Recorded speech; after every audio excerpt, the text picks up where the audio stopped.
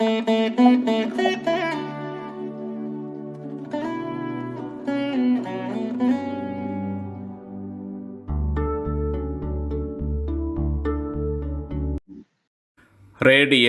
magnetic field. A radial magnetic field is one in which the plane of a coil is always along the magnetic field, however you turn it. Thus, M is always perpendicular to B and the coil experiences maximum torque. Methods to develop radial magnetic field. Use concave pole endings for the magnet. Use cylindrical soft iron piece within the core of the coil. Moving coil galvanometer. It is a device which is used to know the presence as well as the direction of electric current. Its principle is a current carrying coil placed in an uniform external magnetic field experiences a torque. It consists of a coil with large number of turns which are winding over a cylindrical soft iron core. The coil is suspended from a torsion head by means of a phosphorus bronze strip into a strong radial magnetic field. Other end of the coil is connected to a phosphorus bronze spring which provides a counter torque. The coil instrument is enclosed in a non-metallic case to avoid other disturbances. Connect two wires from two phosphorus bronze to external circuit to provide current to this instrument.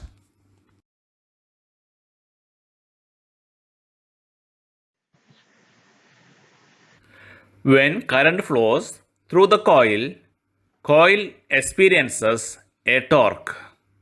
Torque experienced by the coil is tau equals NIBA. Due to this torque, the coil rotates and the phosphorus bronze spring gets twisted. As a result, a restoring torque is developed which tries to bring the coil back to its original position. Since restoring torque equals restoring torque per unit angle, which is K, into angle of twist produced, which is theta. So, restoring torque equals K theta. After comparing these two equations,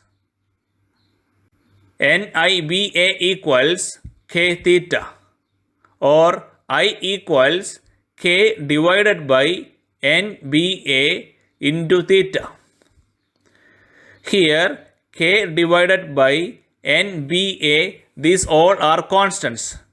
We can consider this as another constant G, which we can call as galvanometer constant. Thus I equals G into theta or I proportional to theta. Thus the deflection produced in a coil is directly proportional to the current flowing through the coil. Current sensitivity. Deflection produced in a galvanometer when unit means 1 ampere current flows through it. If theta is the deflection for total current and I is the total current flowing through galvanometer, then theta by I is deflection for unit current, that is current sensitivity. We know I equals K theta divided by NBA. So theta by I equals NBA divided by K. Figure of merit. Amount of current required for the unit deflection produced in galvanometer.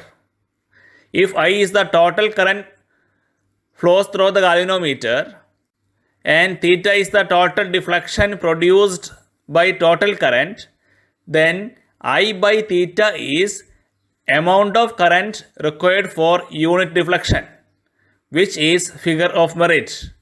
From the relation between I and theta, we can write I by theta equals K divided by NBA. Voltage sensitivity.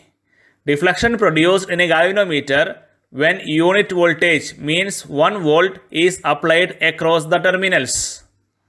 If theta is the total deflection produced by the total voltage V, then theta by V is deflection for unit voltage, which is voltage sensitivity. We know V equals IR. So Vs equals theta by IR. But theta divided by I is NBA divided by K. Vs equals NBA divided by KR.